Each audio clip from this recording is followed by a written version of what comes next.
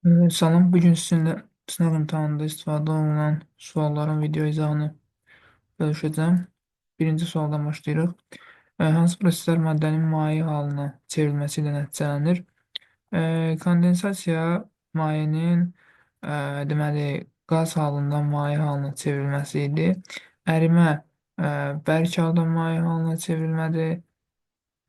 Ə, Donma bərk halda maye halındadır. Bu əksinədir. Daha doğrusu maye halından bərk halındadır. Bu əksinədir. Burada maye halına çevrilmir. Sublimə də desublimasiyanın əksidir. Yəni qaz halından bərk halına keçir. Bu da olmayacaq. Maye hal istədiyinə görə burada olacaq 1-2 olmuş olacaq. İkinci sualda kalsium və xlor ionları üçün eynidir deyilir. Elektron sayıları, deməli, kalsiumda 18 elektron olacaq, çünki 2 müsbətdir. Xlorda da 18 elektron var. Elektron sayıları eynidir.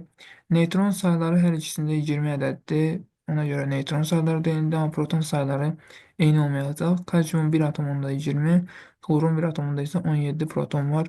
Eyni deyil. Burada da doğru cavab 1-2 olacaq. Üçüncü sualda natrium xlor, H xlor və xlor 2 molekulundakı rabitələrin tipini müəyyən edin deyilir. Natrium xloriddə metal və qeyri-metal arasında əmələ gələndirsə, bu olacaq ion rabitə. H xlorda müxtəlif növ qeyri-metal atomları arasında əmələ gəldiyi üçün olacaq polyar kovalent rabitə, yəni 2 və xlor qazında, yəni xlor 2 molekulunda da eyni növ qeyri-metal atomlar arasında əmələ gəldiyinə görə rabitə deməli qeyri-polyar kovalent rabitə olmuş olacaq. Burada da doğru cavab Y variantı olar. Dördüncü sualda 3 mol hidrogen qazının həcmini müəyyən edin deyilir. Deməli, hidrogen qazının 1 molunun həcmini 22,4 olduğunu, 22,4 litr olduğunu biliriksə, onda 3 molunun həcmi də bundan 3 dəfə çox, yəni 67,2 litr olmuş olacaq. Hansı maddələrin nisbi molekul kütləsi eynidir deyilir. Bunları ayrı-ayrı yolda da hesablamaq olar. Baxaq onda. Deməli, HPO üçün nisbi molekul kütləsi deməli 48, 31, burada 80 olmalıdır, səhv etmirəmsə. 80-dir. H2SO 3-də deməli 82 olmalıdır. H2SO4-də 98, H3PO4-də də 98. Hansılar eynidir deyir. Üçüncü sulfat turşusu və ortofosfat turşusunun nisbi molekul kütlələri eynidir. Ona görə də burada doğru cavab 3, 4, yəni B variantı olmuş olacaq. CO üçün doğrudur. Deməli, karbon oksidaşma dərəcəsi müsbət 2-dir. Bu doğrudur. Karbon donor deyil, akseptordur. Oksigendir donor. Oksigenin valentliyi 3-dür. Bu da doğrudur. Molekulunda 4 rabitə yoxdur, 3 rabitə var. Burada doğru cavab 1-3 D variantı olmuş olar. Fiziki hadisədir. Paslanma, yanma, korroziya və reaksiya varsa bunlar kimyəvidir, amma sublimasiya bu fiziki hadisədir. Hansı duzların suda həll edilməsindən eyni mühit alınır? Mühit deyəndə biz duzun tərkibində olan qüvvətli hissəyə baxmalıydıq. Kalium karbonatda əsas qüvvətli olduğu, yəni kalium OH-dan əmələ gəldiyi üçün kalium qüvvətlidir. Əsas hissə qüvvətlidir. Bu əsasi mühit əmələ gətirəcək. Barium xloriddə turşu hissə qüvvətlidir. Xlorid turşu qüvvətlidir. Turşu mühit əmələ gətirəcək. Burada neytral mühitdir. Burada da sulfat turşusu olduğu üçün qüvvətli turşu mühit əmələ gələcək. Burada da doğru cavab 2, 4, Y variantı olar. Reaksiyanın sürəti 0,2 mol bölünsün litr saniyə olduğu 16 saniyəyə başa çatarsa reaksiya və sürət 0,8 vurulsun, 108 mol bölünsün litr saniyə olanda nə qədər müddətə başa çatar? Reaksiyanın sürəti ilə zaman tərs münansib asılıdır. Ümumiyyətlə, həmişə belədir. Sürətlə zaman istənilən halda tərs münansibdir. Əgər 0,2 saniyədə 16 saniyəyə başa çatırsa, onda 0,8 Daha doğrusu sürət 0,2 mol bölü metr bölü saniyə olanda 16 saniyə başa çatırsa reaksiya, sürəti 0,8 mol bölü metr bölü saniyə olanda neçə saniyə başa çatır, onu tapmalıyıq. Bunu hesabladığımız zaman burada doğru cavab 4 olmuş olacaq. Həm də bunu belə yadda saxlaya bilərik ki, sürət əgər 4 dəfə artıbsa, artıq zaman da 4 dəfə azalmış olmalıdır.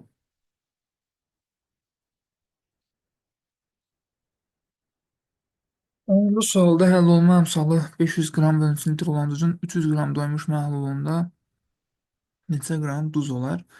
Həll olma əmsalının 500 həll olma əmsalının 500 qram bölü litr olması o deməkdir ki, 500 qram suda 500 qram suda daha doğrusu 1000 qram suda sonra özümdə səhv yazdım. Deməli 1000 qram suda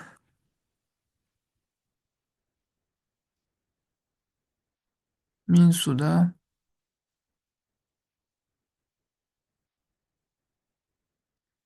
500 qram duz həll olub. Həll olma əmsalının 500 qram bölünsün litr olması o deməkdir ki, 1000 qram suda 500 qram duz həll olub.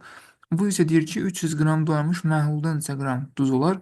Biz görürük ki, bizim doymuş məhlulumuzun tərkibi 1000 qram suda, amma 500 qram da duzdan ibarət. Yəni, məhlul ümumilikdə 1500 qramdır. Bu 1500 qramın da 500 qramı cəmi duzdur. Onda bəs məhlul 300 olanda nə qədər? Deməli, bizdə duz olmuş olacaq. X, buradan da X-in 100 olduğunu tapmış olacaq. 11-ci sualda fosfin deməli, yanır. Fosfin yanır, daha sonra onun su ilə reaksiyası bizə verilib. Deməli, fosfinin yanmasından P2O5 əmələ gələcək. Deməli, onun da su ilə reaksiyasından burada görək doğru cavablardan hansı var?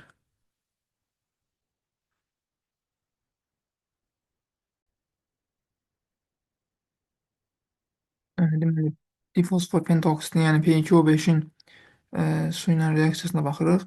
Burada da su ilə bərabər temperatur da verib. P2O5 0 dərəcədə, yəni temperatur olmadan su ilə reaksiyaya daxil olduğu zaman metafosfat turşusunu əmələ gətirir, amma 40 dərəcə temperaturda su ilə reaksiyaya daxil olduğu zaman pirofosfat turşusunu əmələ gətirəcək. Doğru cavab C variantı. 12-ci suala baxırıq. Deməli, Ferium H2 və Sink H2 üçün ümumi olanları müəyyənləşdirin deyilir. Suda həll olmur. Bəli, bunlar suda həll olmayacaqlar. Suda həll olan əsaslar qələvi metalların, qələvi və qələvi torpaq metallarının əsasları idi. Bunlar suda həll olunmur.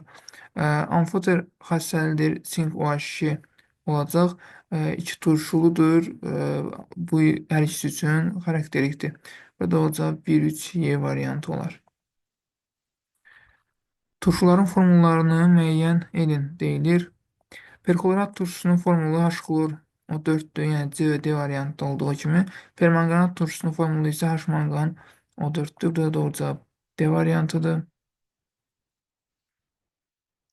Hansı reaksiyadan duz alınmır deyilir. A variantındakı reaksiyadan ferium xlor 2, yəni dəmir 2 xlorid və hidrogen qazı alınır. B variantında kalsium hidroksixlorid də alına bilər, xlorid də alına bilər. Yəni, hər ikisi alına bilər mol sayından asılı olaraq. Yəni, buradan duz alınır, amma bizə duz alınmır deyilir. B variantı yanlışdır. C variantından əsas alınır. Çünki əsas oksid su ilə reaksiyaya daxil olduğu zaman əsas əmələ gəlir. Doğru cavab C variantıdır. D variantında yenə əsas oksid turşu ilə reaksiyaya daxil olub duz əmələ gətirir. Burada da əsas oksid turşu oksid ilə reaksiyaya daxil olub duz əmələ gətirir. Doğru cavab C variantı. Təzyiqin dəyişməsi hansı reaksiyanın tarazlığına təsir etmir? Əgər təzyiq dəyişməsi tarazlığa təsir göstərmirsə, onda reaksiyanın sağında və solunda olan qazların həcmləri eynidir. Yəni, sağda və solda eyni həcmdə qaz var. Reaksiyalar təhlil eləyə bir-bir. A variantındakı reaksiyada reaksiyanın solunda, yəni reaksiyaya 3 həcm qaz daxil olub, 2 həcm qaz əmələ gəlib. Bu zaman təzyiq tarazlığa təsir göstərəcək. B variantında burada 3 həzm qaz var, sağda 2 həzm qaz var, burada da təsir göstərir. C variantında solda 2 həzm, sağda 2 həzm var, burada təsir göstərmir. Doğru cavab C variantıdır. Deməli, burada solda 1 həzm, sağda 2 həzm qaz var, burada da təsir göstərir. E variantında e, solda 2 əcəm, sağda isə bu qaz halında deyil, bu daha çox maye halında olan birləşmə olmalıdır. Burada isə ümumiyyətlə qaz yoxdur. Ona görə də burada da doğru cavab C variantı olmuş olacaq. Deməli, duz verildi bizə, onun 1 molun tam dissosiasiyasına əmələ gələn ionların sayını müəyyənləşdirmək tələb olunur. Alüminium sulfatın formulu alüminium 2 SO4 3 şəklində yazılır. Kalium ortofosfatın formulu isə kalium 3 PO4 şəklində olmuş olacaq. Alüminium sulfatın 1 mol dissosiasiya etdiyi zaman 2 alüminium ionu və 3 sulfat ionu əmələ gələcək. Yəni ümumilikdə 5 mol ion əmələ gələcək. Kalium ortofosfatın dissosiasiyasından isə 4 mol ion əmələ gələcək. 3 kalium, 1 ortofosfat ionu, cəmi 4 ion əmələ gələcək. Əgər alüminium sulfatın 1 molun dissosiasiyasından A qədər, yəni 5 mol ion əmələ gəlirsə, onda kalium ortofosfatın 1 molunun tam dissosiasiyasından 4 mol, yəni açıq 1 qədər ion əmələ gələcək. Çünki A-nın qiyməti 5-dir, bizə 4 almaq üçün A-dan 1 çıxmaq tələb olunur. Doğru cavab D variantı. 17-ci sualda uyğunluğu müəyyənləşdirin deyilir. Hissəcik oksidləşdiricidirsə elektron alır. Əgər yox oksidləşirsə elektron verir. Minus elektron. Elektron alırsa deməli 1-ə 1 gedir. Burada 1-ə 1 yoxdur. Tam variantlarda görünmür. Okay. Deməli 1-ə 1 gedir dedi. Burada 1-ə 1 yoxdur. Burada da 1-ə 1 yoxdur. Burada da 1-ə 1 yoxdur. Reduksiya edicidir. Əgər bir tərəf oksidləşdirici olarsa, digər tərəf reduksiya edicidir. Yəni 2 reduksiya edici olmalıdır. 2-də yenə yoxdur. Reduksiya edici yoxdur. Reduksiya edici elektron verir deyirsə, elektron verən hansıydı? Bu ikinci. Onda üçüncü də 3 də 2-yə gedəcək. Burada 3 yoxdur. Burada da 3 yoxdur. Reduksiya olunursa, onda bir tərəf oksidləşirsə, digər tərəfdə reduksiya olunur. 1-ə də 4 gedəcək. Doğru cavab C variantı. Hidrogen və oksigen qazları üçün eyni olan nədir? Deyilir. Hidrogen qazı və oksigen qazı verilib bizə. 1 molun kütləsi təbii ki, fərqlidir. Hidrogenin 1 molun kütləsi 2 qramdırsa, oksigenin 1 molun kütləsi 32 qramdır. Fərqlidir. 1 molun həcmi hər ikisində 22,4 litrdir. Bu eynidir. Havaya görə nisbi sıxlıqları da hər birində fərqlidir. Olmayacaq. Bu da doğru cavab. Doğru cavab 2-dir. B variantı.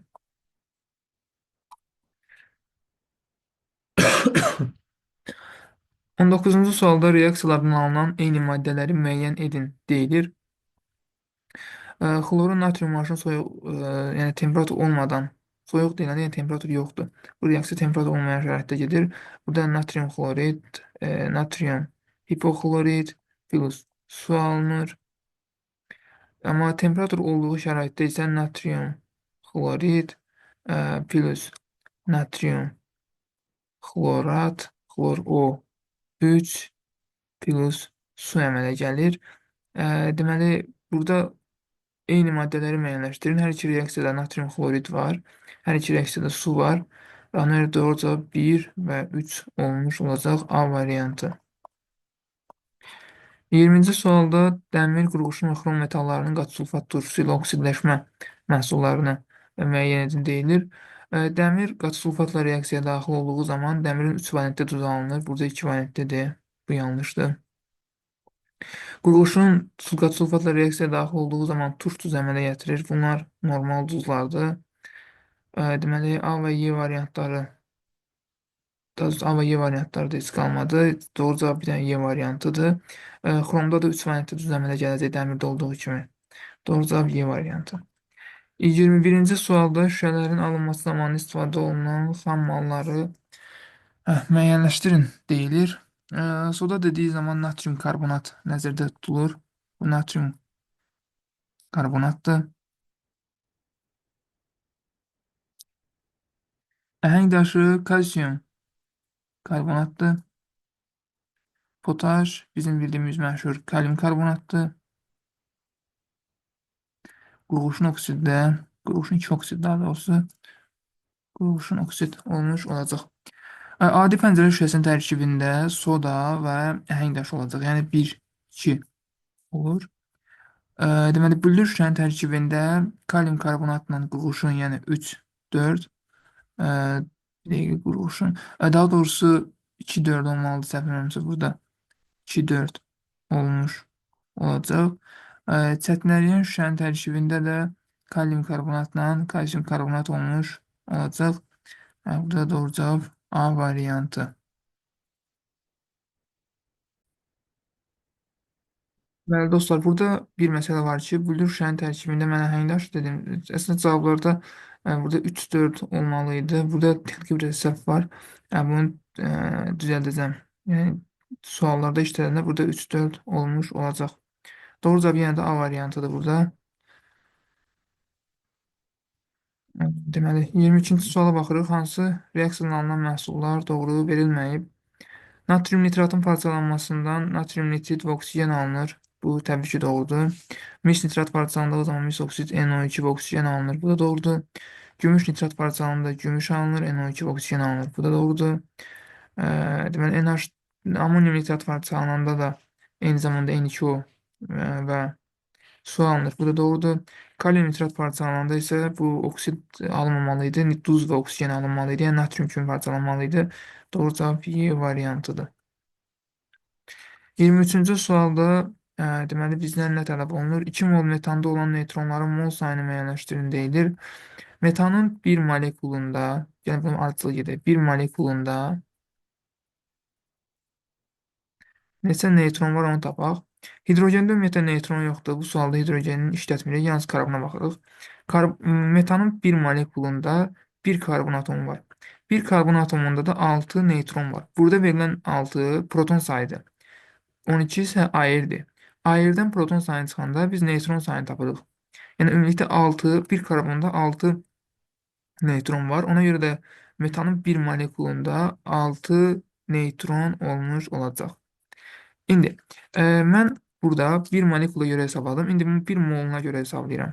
Bir mol metanda isə 6 Na qədər neytron olacaq və yaxud da 6 mol neytron olmuş olacaq. 6 Na və yaxud da 6 mol.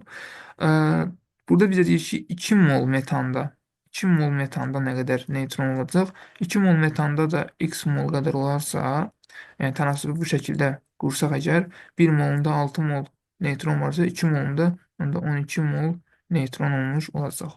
Yəni 23-də doğru cavab 12 olar.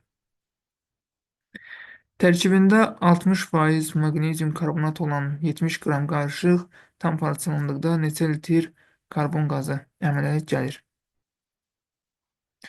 Maqnezium karbonatının parçalanmasını yazaq. Maqnezium karbonat parçalanır maqnezium oksidə, bir də karbon qazına. 70 qram qarışıqdır. Bu 70 qram qarışığın 60%-i maqnezium karbonatdır. 70-in 60%-ni tapanda biz görürük ki, maqnezium karbonatın kütləsi 42 qramdır. Yəni 42 qram maqnezium karbonat parçalananda nə qədər karbon qazı əmələ gəlir, onu tapmalıyıq. İndi reaksiyaya baxıram. Reaksiyadan görürəm ki, maqnezium karbonatın 1 molundan 1 mol karbon qazı əmələ gəlir. Və yaxud da 84 qramından bizdən litrlə soruşduğuna görə 22,4 yazıram. 1 mol və yaxud da 22,4 litr əmələ gəlmiş olacaq. Əgər 84 qramından 22,4 litr əmələ gəlirsə, onda 42 qramından nə qədər əmələ gəlir? X də buradan 11,2 litrə bərabər olmuş olacaq. Doğru cavab 11,2.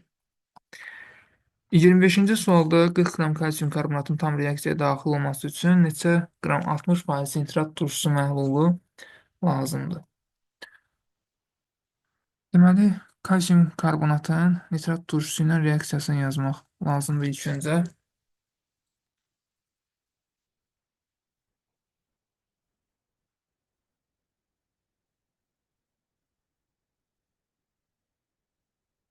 Kalsium karbonat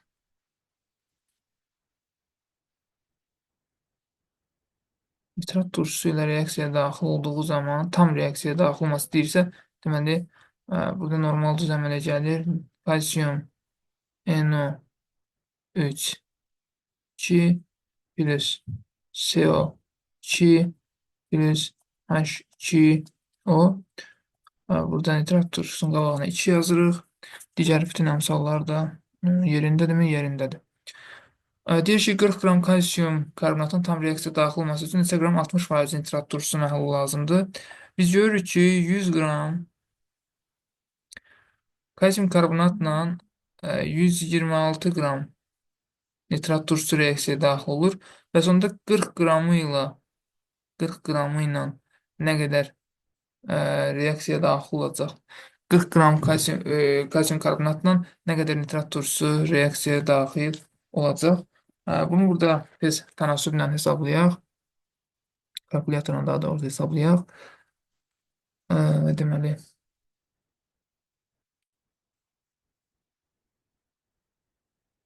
50,4 qram olmuş olacaq. Deməli, bizə 50,4 qram, 50,4 qram nitrat turşusu lazımdır. Bizim məhlulun tərkibində 50,4 qram nitrat turşusu var. Yəni 60%. Bu məhlulun 60% nitrat turşusudur. Yəni 50,4 qram nitrat turşusu özü də 60%-dir. Və sonda məhlulun kütləsini soruşursa biz 100% tapmalıyıq ki, yəni 100% nəyə bərabər olacaq? X-ə. Bunu da buradan hesablasaq,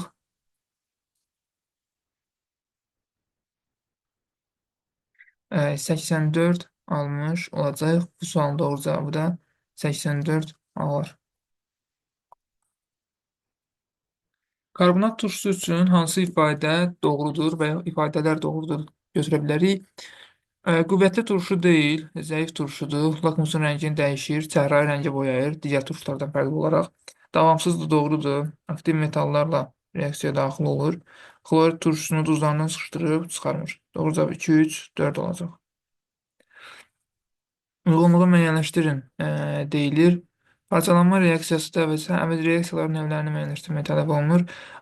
Parçalanma reaksiyasında bir mürəkkəb maddədən bir neçə maddə əmələ gəlir. Yəni A variantındakı reaksiya parçalanmadır. Əvəzetmə reaksiyasında, məsəl üçün, burada hansıları göstərə bilərik? C variantında məsəl üçün əvəzetmə reaksiyasıdır. Daha sonra D variantında sonda bir mürəkkəb maddə əmələ gəlir, birləşmə reaksiyasıdır.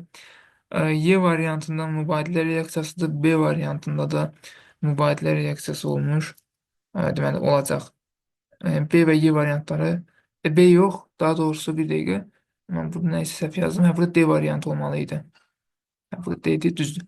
B və Y variantları burada heç birinə getməyəcək. A, C, D şəklində doğru cavab olar. 28-ci suala baxırıq. Burada situasiya verilib bizə. Əlavə yazılı cavab tələb olunan tapşırıqlardır. Burada bir dənə texniki səhv var. Xörək duzunun elektrolizindən alınan X qazını soyuq kalium OH məhlulundan keçirən zaman iki müxtəlif duz əmələ gəlir. X qazının adını və kalium OH məhlulu ilə oksidləşmə reduksiya reaksiyasının növünü yazın. Deməli, xörək duzunun elektrolizinin prosesini yazaq. İlk öncə natrium xloridin suda məhlulun elektrolizindən əmələ gəlir natrium OH məhlulda, xlor qazı anodda, hidrogen qazı katodda.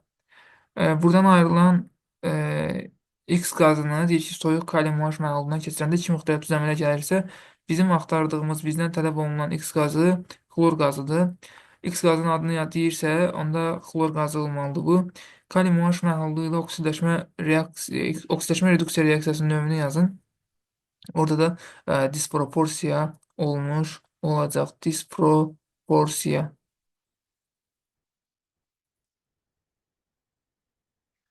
Daha sonra 29-cu sualda baş verən reaksiyanın tənliyini yazın və əmsallaşdırın deyilir. Burada xlorun kalium OH-un soyuq məhlulundan reaksiyası tələb olunur bizdən. Xlor qazının kalium OH-un soyuq məhlulu ilə reaksiyasından kalium xlorid, kalium hipoxlorid, yəni kalium xloro bizə su əmələ gəlir. Bunu əmsallaşdırsaq əgər, deməli,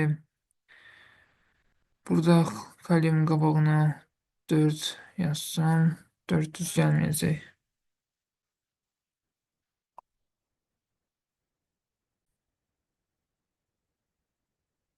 Deməli, burada kalium, kalium OH-ın qabağına bir dənə 2 yazsaq, hidrogen, oksigen, oksigenlərin sayları indi düz gəlməyəcək burada desən.